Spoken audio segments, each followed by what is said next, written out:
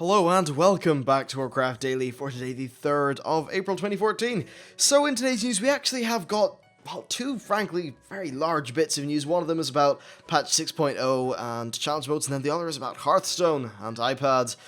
All in all, extremely interesting. So first of all, let's talk about the challenge mode stuff. So what they've done is they've basically clarified the rewards for challenge modes and how they're going to work when patch 6.0 comes out. Now if you don't know, 6.0 is going to bring with it a whole bunch of changes to the game. Basically all of the systems changes, and things like, say, the number squish are going to happen, and some things like expertise and hit are going to be removed. And what this means is that the relative balance in challenge modes will be a little bit different. Now, because challenge modes are supposed to carry quite a bit of prestige and that kind of thing, they are going to be shutting down all the challenge mode seasons. Well, I mean, there's one, they're going to be shutting down all the challenge modes, and that'll basically be them gone, apparently. From what I've gathered, at least you won't be able to go back and do them at a later date. They'll just be gone. So this means that really you probably only have a few months to finish these off. If maybe the expansion comes out in September, then I'd imagine patch 6.0 will come out in August, so you've definitely got a few months left, but it's probably the sort of thing you'd like to get started in doing. So interesting enough stuff, but what they've done today is they've clarified what's going to actually happen and how this process is what's going to be handled by them. So first of all, if you get bronze for all of them, you get the Undaunted title. This title will be applied to all of your characters, so no matter what character you're on, as long as one of them has done the Undaunted, then you'll be able to use it. Alright, next we have the Silver Medal. So, the Pandaren Phoenix mounts that are awarded for a full set of silver medals will actually become account-wide, and if if any character on your account has earned a full set of silver medals, then all 4 variants of the Pandaren Phoenix mount, that's the Crimson, Ashen, Violet, and Emerald version, will become available to all characters across your account. I personally think that's a really interesting move. I think it's very good, and I really like the look of those mounts, so I'm very, very happy about that.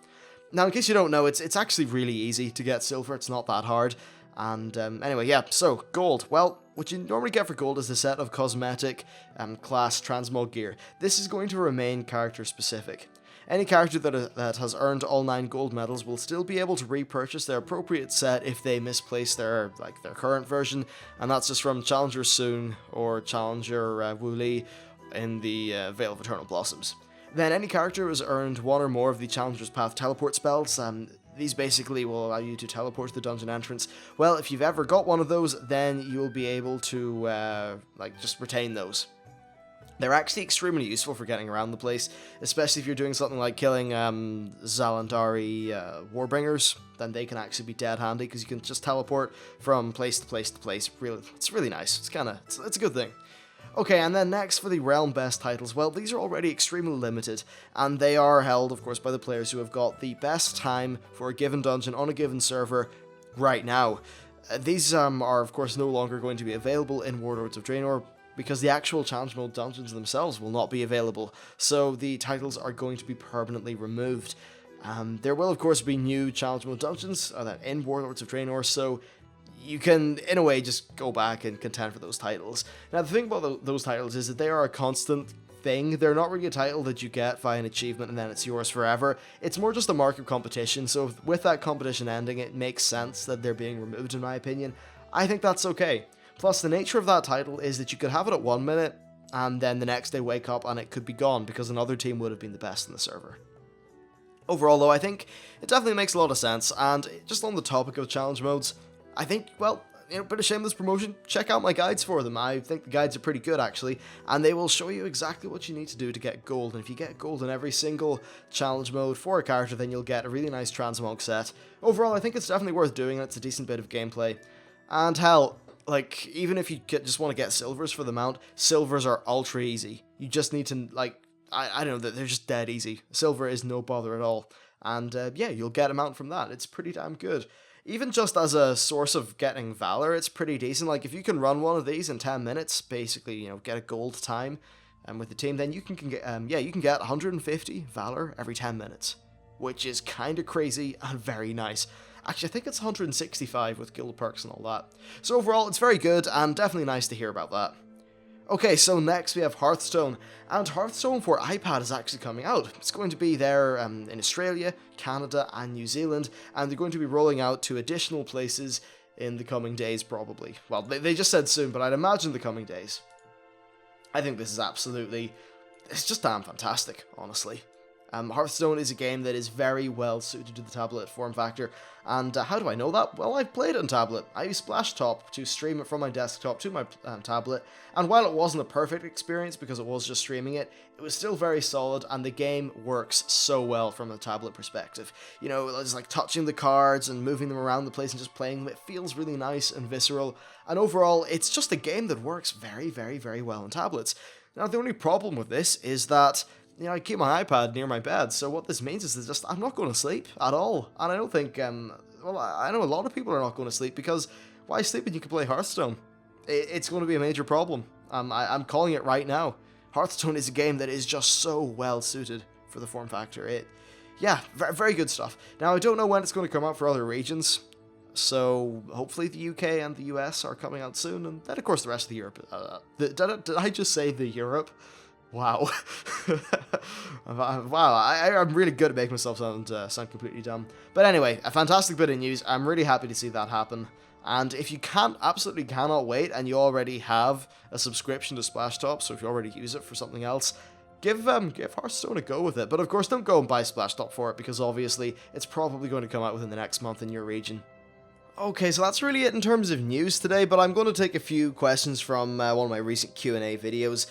Yeah, it's a bit of a pity the way things have been going recently with the news cycle, just slowing down that little bit, but I think stuff's going to start picking up within the next 2 weeks. I'm pretty sure we're going to get a legitimate Draenei female preview, and I also think we're going to get that PvP blog post, and a few other things as well, so that'll be interesting.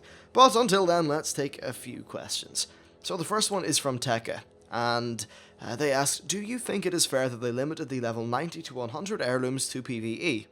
As a player who only PvPs, it is impossible to get into a flex, let alone flex 4 with full PvP gear or no legendary cloak.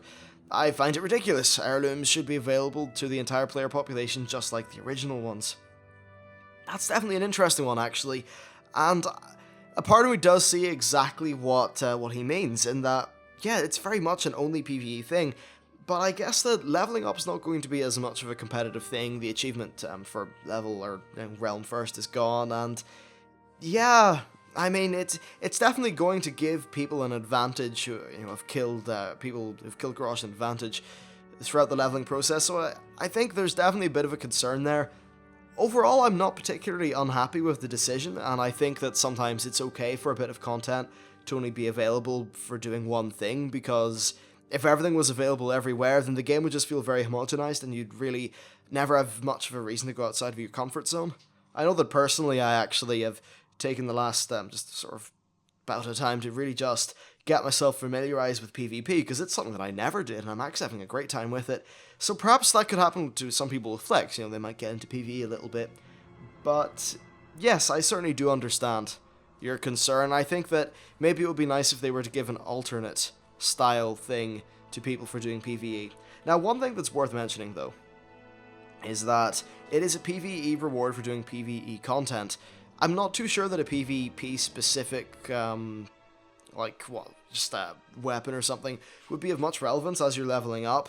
So I think it's really just the effect of having a powerful weapon as you move forward through Warlords. Yeah, I guess it's...